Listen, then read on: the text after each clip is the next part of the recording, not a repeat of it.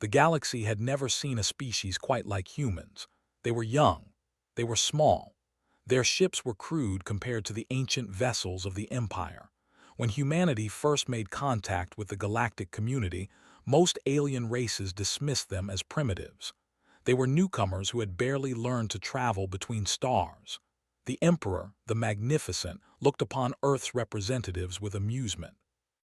These soft creatures, with their fragile bodies, dared to seek equal standing among the great powers of the cosmos.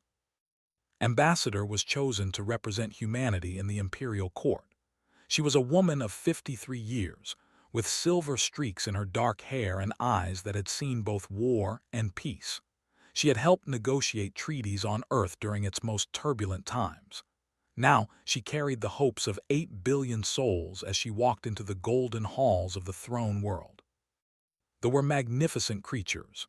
They stood 9 feet tall with scales that shimmered like polished metal. Their 4 arms ended in claws capable of tearing through steel. They had conquered 300 star systems over 10,000 years. To them, humans were insects pretending to be equals.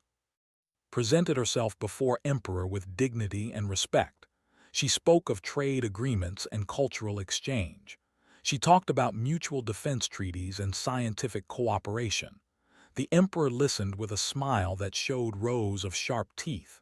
His advisors whispered among themselves, laughing at the audacity of these newcomers. For 3 months, worked tirelessly. She learned the language perfectly.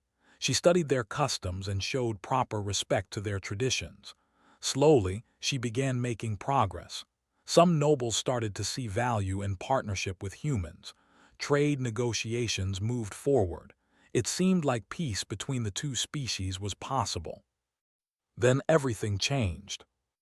A colony on the edge of their territory was attacked by raiders. Hundreds of civilians died in the assault. The attackers used weapons that left no survivors and no clear evidence of their origin. But someone in the Emperor's court pointed a finger at humanity. They claimed the attack came from human space. They said the weapons matched human technology. Demanded to see the evidence. She asked for time to investigate. She begged for patience while Earth conducted its own inquiry. But the Emperor was not a patient creature. He had ruled for 600 years by showing no weakness and crushing all threats without mercy. The arrest came at midnight. Soldiers broke into quarters and dragged her from her bed. They did not allow her to contact Earth. They did not allow her to speak with any human ship. She was thrown into a cell deep beneath the imperial palace, surrounded by cold stone and absolute darkness. The trial lasted exactly 1 hour, was not permitted to defend herself. The evidence presented against her was thin and circumstantial. Anyone with clear eyes could see it was fabricated. But the court had already made its decision. Emperor stood from his golden throne and declared guilty of conspiracy against the empire. The sentence was death. They executed her at sunrise the next day. The method was brutal and public. They broadcast it across the galaxy as a warning to all who would challenge supremacy. Daughter of Earth faced her death with her head held high. Her last words were recorded by countless cameras. She looked directly into the lens and spoke clearly. You have made a terrible mistake. On Earth, billions watched in horror as their ambassador died. There was silence across the planet.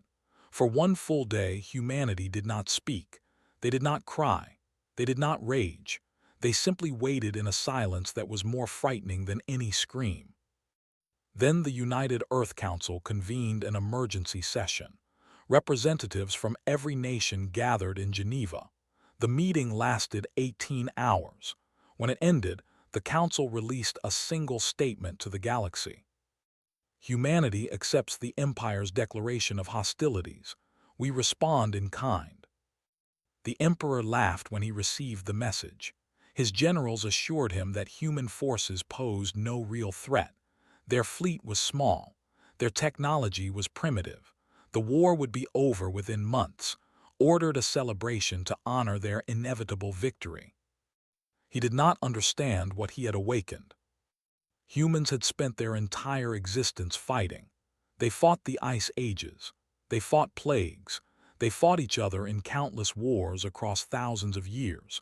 They had perfected the art of destruction in ways that horrified even themselves. When united against a common enemy, they became something terrifying. Within 6 months, Earth's industrial capacity transformed completely. Factories that once made cars now produced warships. Scientists who studied medicine now designed weapons. Every resource humanity possessed was directed toward a single goal. The galaxy watched in disbelief as human shipyards released vessel after vessel into the void. The first battle came at the border colony of Prime. The commander expected an easy victory. He had 50 warships against humanity's 30. His vessels were larger, better armed and crewed by experienced warriors. The battle lasted 4 hours. When it ended, the fleet was scattered wreckage drifting through space. Human ships had taken damage, but not a single vessel was lost. The commander survived long enough to send one final message to the Emperor. They fight like demons. They do not retreat. They do not surrender. May the gods protect us all. Emperor dismissed the defeat as a fluke. He sent a larger fleet to punish the humans. 200 warships with his finest admiral in command. They met the human fleet near the gas giant. The humans were outnumbered 3-1. Any other species would have retreated. Any other species would have sought terms. But humans did something unexpected. They attacked. Their tactics were chaos incarnate. Small ships darted between the larger vessels, striking at weak points and disappearing before counterattacks could land. Human pilots flew their craft with reckless courage that bordered on madness. They used their own damaged ships as battering rams. They filled the void with debris and then used it as cover for ambushes. They had never encountered anything like this. Their rigid battle formations crumbled under the relentless human assault.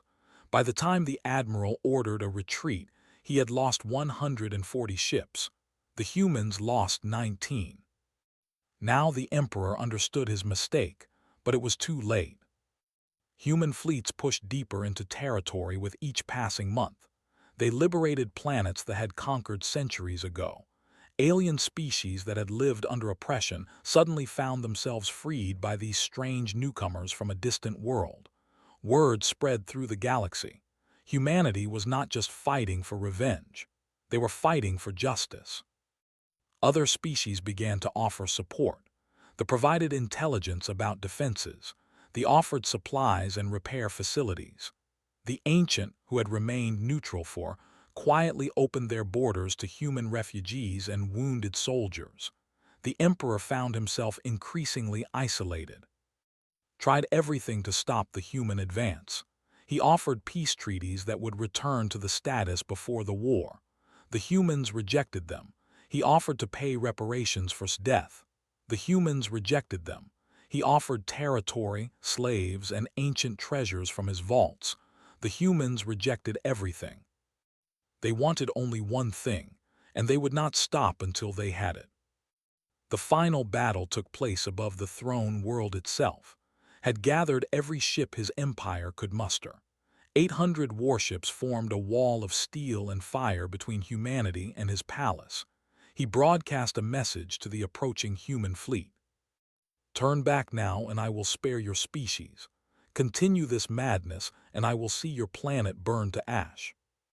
The human response came from Admiral James, the man who had commanded human forces throughout the war. His voice was calm and cold. You killed our ambassador. You showed her no mercy. You showed her no justice. Now we will show you the same courtesy. The battle was brutal beyond measure. Ships fought with desperate courage, defending there with everything they had. But humans had learned much over the long months of war. They had studied every tactic and developed counters for all of them. They had built weapons specifically designed to pierce armor. They had trained their crews to function without sleep for days at a time. The line broke after 16 hours of continuous fighting. Human marines began landing on the throne world as fires burned across the sky. They fought through the streets of the ancient capital, house by house and block by block. The Imperial Guard made their final stand at the palace gates. They died to the last soldier. Emperor was found in his throne room, surrounded by the treasures of 10,000 years of conquest. He sat upon his golden seat with his ceremonial blade in hand.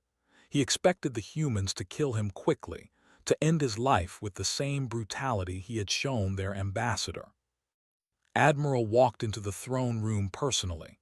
He looked at the ancient emperor with eyes that held no hatred, no rage, and no satisfaction. He simply looked tired. "You will face trial for the murder of ambassador," said. "You will be judged by a court of galactic representatives. If found guilty, you will spend the rest of your life in prison, watching as your empire transforms into something better than you ever imagined." Stared at him in confusion. "You will not kill me." "We are not like you," replied. "We could destroy your entire species. We have that power now, but believed in justice, not revenge. She believed that even enemies could become friends. We honor her memory by being better than those who took her from us." The emperor's trial lasted 3 weeks. Representatives from dozens of species about cruelty over the centuries. Evidence proved beyond doubt that the original attack blamed on humanity was actually staged by factions within the court who wanted war. Was found guilty on all charges. He was not executed. He was sent to a prison planet where he would live out his remaining centuries in simple exile, forced to watch as the galaxy changed around him. The Empire did not end. Instead, it transformed. Under human guidance and with the cooperation of liberated species, it became the Commonwealth. Former subjects became equal partners. Trade replaced conquest. Cooperation replaced domination. On the first anniversary of his death, a memorial was built in the plaza where she had been executed. It showed her standing tall with her eyes fixed on distant stars.